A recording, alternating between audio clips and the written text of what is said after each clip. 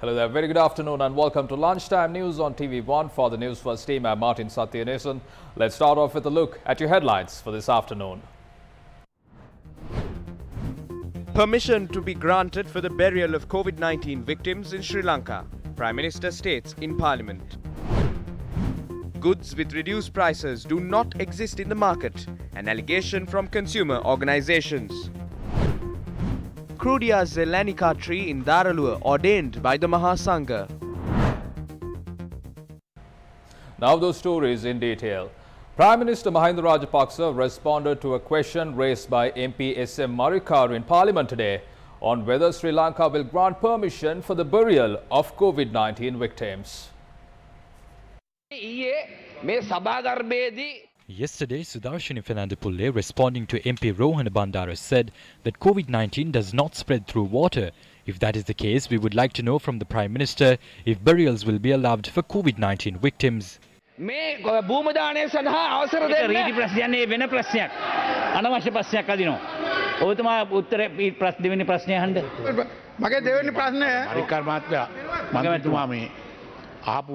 Mr. Marikar, with regard to your question you posted, all I can say is that burial will be allowed.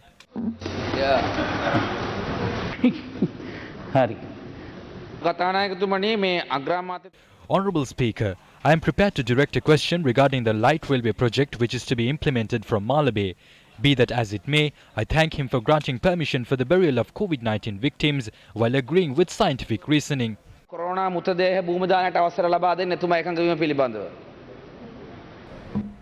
The rare flora species Crudia Zelanica, which is under the threat of being uprooted due to construction of an expressway, was ordained this morning by the National Bhikkhu Front.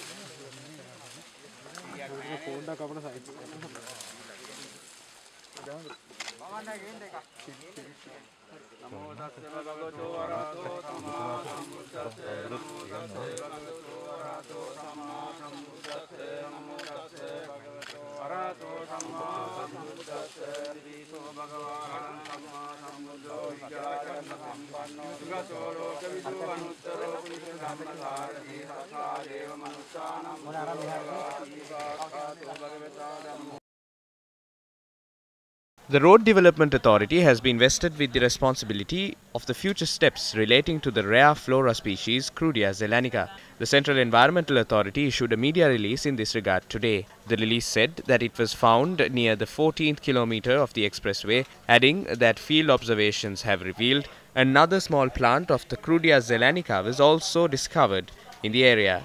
Field inspections carried out by the CEA, the National Botanic Gardens Department, the Wildlife Conservation Department and the Road Development Authority revealed that there is a more mature plant belonging to this species at the Henaradgoda Botanic Gardens as well. Sri Lanka's tally of COVID-19 infections rose to 71,211 following the detection of 975 cases yesterday. Official figures indicated that 5,788 infected individuals are under medical care. The total number of COVID-19 deaths in the country hits 370 after 5 deaths were confirmed yesterday. 65,053 individuals have recovered from the infection. The police have said that operations will take place to monitor whether the public is abiding by health guidelines, including the wearing of masks on the roads.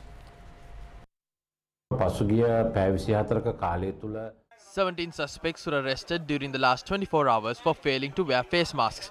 3,073 individuals have been arrested for this offence since the 31st of October last year. We will conduct operations to monitor whether state and private organizations are following health guidelines. We have filed about 1,200 cases against private organizations for violating quarantine regulations. නිරෝධායන රීතීන් වලට පටහැනිව කටයුතු කරන බවට පෙනී ගොස් තිබෙනවා. ඒවායේ පරිපාලකයින්ට එරෙහිව මේ වන විටත් නඩු පවරා තිබෙනවා. State Minister Professor Channa Jayasumana has said that Sri Lanka has received applications seeking the validation of Russia's Sputnik, China's Sinopharm and India's Bharat Biotech vaccines. If we are granting permission to use a vaccine or deciding on that, it cannot be done all of a sudden. Any decision must be made after studying the matter extensively. We are receiving several inquiries on why we have only approved one vaccine. We cannot grant validation to a vaccine immediately after receiving an application. Certain countries are capable of doing that. The regulatory process of some countries in the African and Latin American regions are not strong, but we have a strong regulatory process. Therefore, there is no need to panic. We have received applications seeking the validation of 3 vaccines. Once we receive data about these jabs following the clinical trial, we will decide whether the vaccine is suitable for our country. If we need to import these vaccines, we will not delay that process.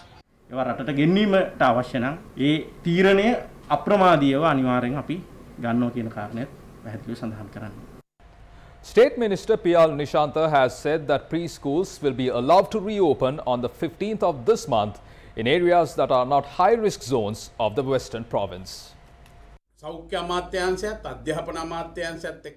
Discussions were held between the Health and Education Ministries. Based on the directives of Minister G.L. Pires and the health sector, we have allowed preschools to reopen along with schools on the 15th of February in areas that are not classified as high-risk zones in the Western Province. Accordingly, preschools in areas that are not under the threat of COVID-19 will be allowed to reopen on this day.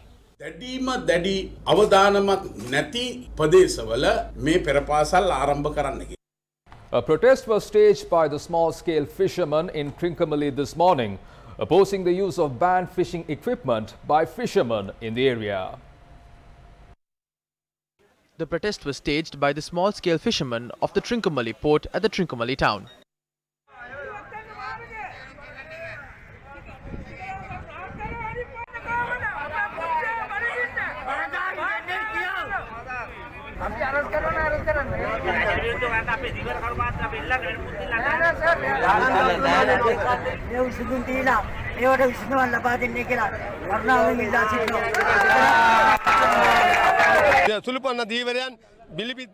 Small-scale fishermen are only able to catch one fish at a time. Therefore, fishermen who use nylon nets are affecting this trade.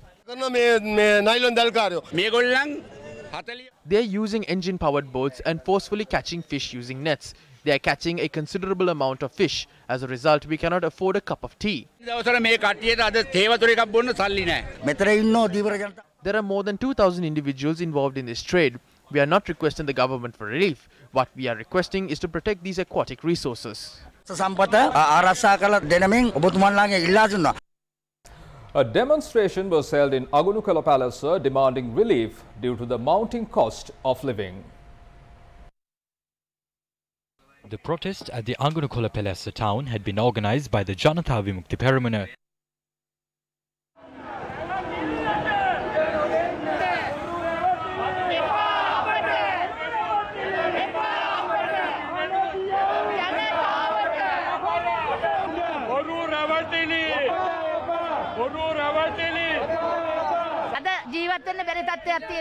We are finding it difficult to survive. The cost of goods has skyrocketed. A coconut is 130 rupees. A kilo of rice is 98 rupees. The people are finding it difficult to live.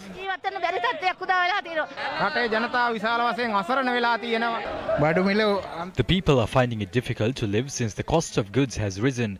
250 grams of chili is priced at around 300 rupees. The cost of rice and coconut has also increased.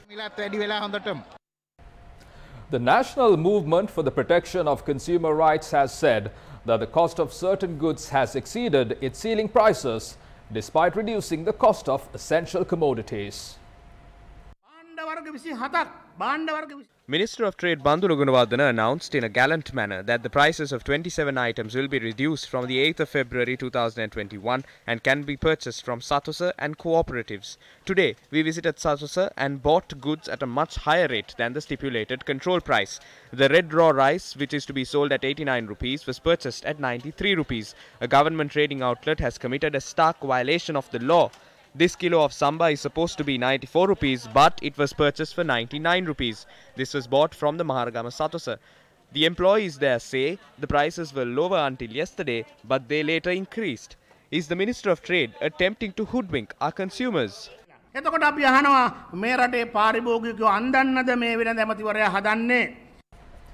An event to celebrate the official launch of the step-by-step trade procedures functionality of the Sri Lanka Trade Information Portal was held in Colombo yesterday. The launch event was held under the auspices of the Minister of Trade, Bandula Gunawardena. The event saw the participation of several dignitaries, including the EU Ambassador to Sri Lanka, Dennis Chaibi.